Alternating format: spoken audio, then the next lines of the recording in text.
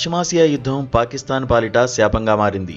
ప్రపంచ చమురు రవాణాలో కీలకమైన హార్ముజ్ జలసంధిని ఇరాన్ దాదాపుగా మూసివేయడంతో పాకిస్తాన్కు చమురు సరఫరా నిలిచిపోయింది. తనకు అనుకూలమైన దేశాల నౌకలను మాత్రమే అనుమతిస్తామని ఇరాన్ ప్రకటించడంతో ప్రస్తుతం అమెరికా వైపు మొగ్గు చూపుతున్న పాకిస్తాన్కు చమురు అందడం గగనమైంది. దీంతో దేశంలో ఇంధన నిల్వలు కనిష్ట స్థాయికి పడిపోయాయి.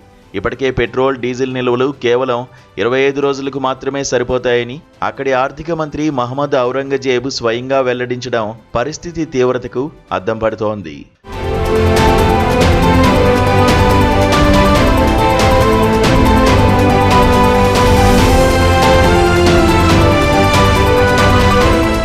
చమురును ఆదా చేసుకునేందుకు పాకిస్తాన్ ప్రభుత్వం అత్యవసర చర్యలు చేపట్టింది. ఇంధన వాడకాన్ని తగ్గించేందుకు కోవిడ్ కాలం నాటి నిబంధనలను మళ్లీ అమల్లోకి తెచ్చింది. ప్రభుత్వ, ప్రైవేటు కార్యాలయాల్లో పనిచేసే ఉద్యోగులకు వర్క్ ఫ్రం హోం సౌకర్యాన్ని కల్పించింది. ఐటీ, టెలికాం కంపెనీలు వారంలో కనీసం 3 రోజులు ఆఫీసులకు రావద్దని ఆదేశించింది. అంతేకాదు విద్యా సంస్థలకు కూడా ఆన్లైన్ క్లాసులు నిర్వహించాలని సూచించింది. రోడ్లపై వాహనాల రద్దీని తగ్గించి ఉన్న కొద్దిపాటి చమురును వీలైనన్ని ఎక్కువ రోజులు కాపాడుకోవాలని పాక్ ఆపసోపాలు పడుతోంది. పాకిస్తాన్ దగ్గర ప్రస్తుతం క్రూడాయిల్ నిల్వలు కేవలం 10 రోజులకు, ఎల్పీజీ నిల్వలు 15 రోజులకు మాత్రమే ఉన్నాయి. ఒకవేళ యుద్ధం కాస్త ఎక్కువ రోజులు కొనసాగితే పాక్ పూర్తిగా చీకట్లోకి వెళ్లే ప్రమాదం ఉంది. సరైన ఆర్థిక ప్రణాళికలు లేకపోవడం, విదేశీ మారక నిల్వలు అట్టడుగున ఉండడంతో ఇతర దేశాల నుంచి అత్యవసరంగా చమురు కొనే స్థితిలో కూడా పాక్ లేదు. మరోవైపు చమురు కంపెనీలకు చెల్లించాల్సిన బకాయిలు కూడా పెరిగిపోయాయి.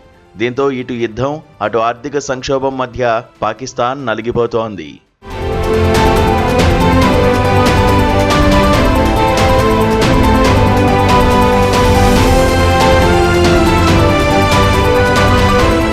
పాకిస్తాన్ పరిస్థితి ఇలా ఉంటే భారత్ మాత్రం చాలా ధీమాగా ఉంది.